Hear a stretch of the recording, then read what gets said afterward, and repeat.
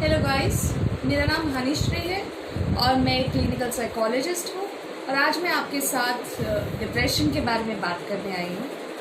Depression आमतौर पे हम इसे तनाव भी कहते हैं और अगर आपने देखा होगा ये बहुत कॉमन शब्द है जो हम अपनी आम जिंदगियों में इस्तेमाल भी करते हैं। किसी को भी बोल देते हैं, जो हमें दुखी दिखता है हम उसे डिप्रेशन में बोल देते हैं या डिप्रेस्ड इंसान बोल देते हैं। पर डिप्रेशन असलियत में ये नहीं होता है। डिप्रेशन हमारी सोच से कहीं और बाहर है। हम अगर कोई इंसान अगर हम इंसान के बारे में बात करें, उसको दुख और खुशी दोनों तरह का एहसास होता है। पर जब ये दुख एक कंटिन्यूअस टाइम में बढ़ता जाता है तो उसको कहते हैं डिप्रेशन।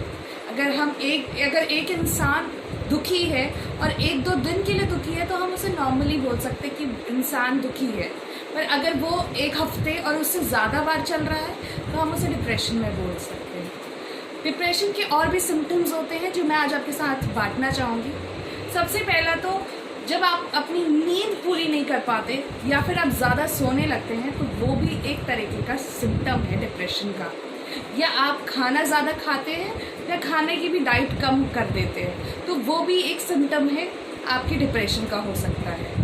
डिप्रेशन एक होता है नेगेटिव थॉट्स जो हम लोग बेसिकली गलत सोचते रहते हैं और डिप्रेशन के टाइम हम यूजुअली हमारे दिमाग में ऐसे विचार आते हैं जो नेगेटिव होते हैं।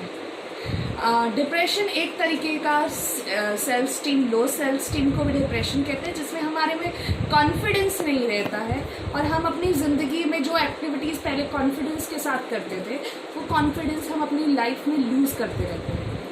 डिप्रेशन में हम आमतौर की ज़िंदगी की एक्टिविटीज़ जैसे कि बाहर घूमना, लोगों से बात करना, टीवी देखना, फैमिली से कुछ डिस्कस करना, ये सारी चीज़ों से दूर होते जाते हैं। अगर हम ज़्यादा दुखी रह रहे हैं तो उसको डिप्रेशन आप कह सकते हैं। पर एक डिप्रेशन का उल्टा होता है जिसे हम मेनिया कहते हैं।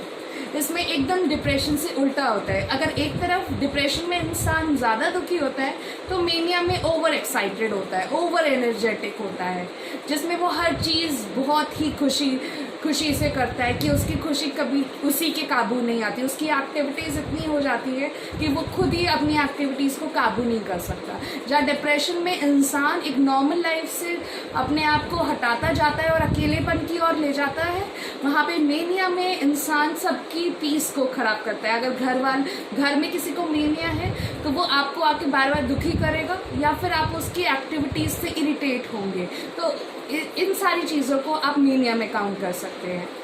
अगर आप अपने आसपास किसी को देखते हैं जो ये डिप्रेशन से या मेनिया से ग्रसित होता है तो आपकी एक इंसानियत के नाते ये मदद कर सकते हैं कि आप उसे एक क्लिनिकल साइकोलॉजिस्ट के पास ले जाएं या फिर एक काउंसलर के पास ले जाएं जो उसकी हेल्प करे, क्योंकि वो उसके इमोशंस को, उसके फ्लो ऑफ थॉट्स को कंट्रोल कर सकता है। मैं जैसे कि मैंने आपको बताया, मैं एक क्लिनिकल साइकोलॉजिस्ट हूँ। अगर मेरे पास कोई डिप्रेशन का पेशेंट आता है तो मैं उसे ज़्यादातर कॉग्निटिव बिहेवियर थेरेपी दूंगी, जिसको हम एक तरीके से टॉक थेरेपी भी कहते हैं, जिसमें कि हम लोग उनकी बातचीत से पता लगाते हैं। पहले तो हम उनके घर की एक्टिविटीज़, वो घर में क्या क्या करते हैं वो पता लगाते हैं। उसके बाद उनके बचपन की बातें पता लगाते हैं कि उनके साथ क्या क्या हुआ है आज तक, और उसके बाद हम उनका ट्रीटमेंट पूरा प्लान करते हैं कि उनके साथ हम लोग कैसे उनको थेरेपी सेशंस देने हैं।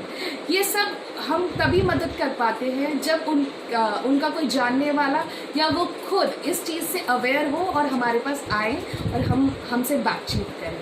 तो सबसे पहले आज के टाइम में सबसे ज़्यादा ज़रूरी ये है कि हमें अवेयरनेस पैदा करनी है अपने आसपास के लोगों के लिए, कि लोग अपनी प्रॉब्लम्स को समझ पाए। कई बार हमारे हिंदुस्तान में अगर हम देखें तो आमतौर पे छोटी छोटी चीज़ों को हम खुद ही सॉल्व करने में लगते हैं, जिसकी वजह से कई बार तो वो तुक्के फिट हो जाते हैं और कई बार हमारी ज़िंदगी में वो तुक्के फिट नहीं हो पाते हैं। पर ज़रूरी है एक एजुकेटेड और कंसल्टेंट से सलाह लेने की, कि आप अपनी ज़िंदगियों में अगर उतार चढ़ाव को महसूस करते हैं, डिप्रेशन को महसूस करते हैं या फिर मेनिया को महसूस करते हैं तो आप हमसे आके डिस्कस कर सकते हैं और हमें बता सकते हैं कि आप ये ऐसी चीज़ों से ग्रसित है या ऐसी चीज़ें आपको मूड स्विंग्स हो रहे हैं कि हम आपकी मदद कर सकें। आप हमसे कांटेक्ट कर सकते हैं या फिर ये वीडियो शेयर कर सकते हैं जिससे कि आप किसी की मदद करने वाले हो सकें। Thank you so much.